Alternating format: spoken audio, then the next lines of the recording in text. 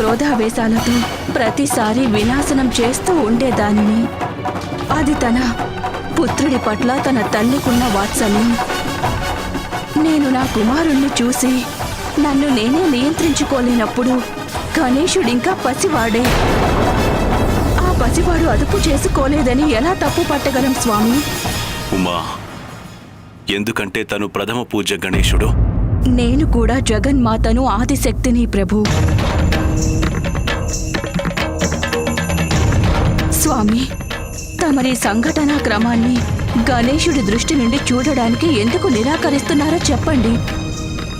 వాస్తవాన్ని గ్రహించండి స్వామి. గణేశుడి క్రోధం తన తల్లి అచేతన అవస్థ నుంచి వచ్చినది మాత్రమే. తమరి పుత్రుడు తన వాదనని మీకు వినిపించడానికి రాగానే, స్వామి తమరే అన్నారు తను చేసిన దాని ఫలితం చంద్రుడికి తెలియనే తెలియదు అని. మరో విధంగా చూస్తే గణేశుడు చేసిన దాని ఫలితం గురించి తనకి కూడా తెలీదు కదా. చెప్పండి స్వామి, తమరి ఆలోచన చంద్రుడి వైపే ఎందుకుంది? తమరు గణేశుణ్ణి ఎందుకు అర్థం చేసుకోవడం లేదు? ఒక విషయం మర్చిపోకండి, మనకి పుత్రుడు అనిపించుకునే చంద్రుడు స్వయంగా నా హృదయాన్నే గాయపరిచాడు. అప్పుడు మన గణపతే నన్ను కాపాడింది. ఇది మీకు తెలియని విషయం కాదు కదా స్వామి? ఉమా, సృష్టి సమతుల్యతని కాపాడడం నా కర్తవ్యం. అది గణేశుడి పని వల్ల ప్రమాదంలో పడినది. లేదు స్వామి, సృష్టి సమతుల్యత ప్రమాదంలో పడ్డం అనేది నిజమే. కాని అందుకు గణేశుడు చంద్రుడు ఇద్దరూ కారక్కులే కదా స్వామి. మీకిదే నా విన్నపం.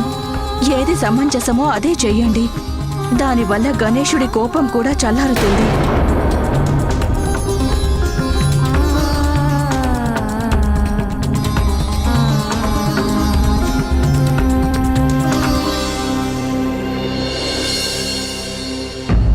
రోహిణీదేవి, ఇంద్రదేవ, బ్రహ్మదేవుడు మనకు చంద్రుడిని ఈ సృష్టిని రక్షించడానికి గాను అంతిమ ఉపాయం రూపంలో ఈ పూజను చేయమని చెప్పారు. కానీ ఈ సలహా ఇస్తున్న సమయంలో వారి మనసులో కూడా అనుమానం ఉంది. మరి పూజ వల్ల ప్రథమ పూజ్యుని క్రోధాగ్ని చల్లారుతుందా? చల్లారుతుంది, తప్పక చల్లారుతుంది.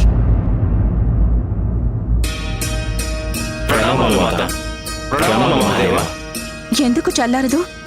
దీని గురించి మీరింతగా సందేహించడానికి కారణం ఏమిటి సూర్యదేవా?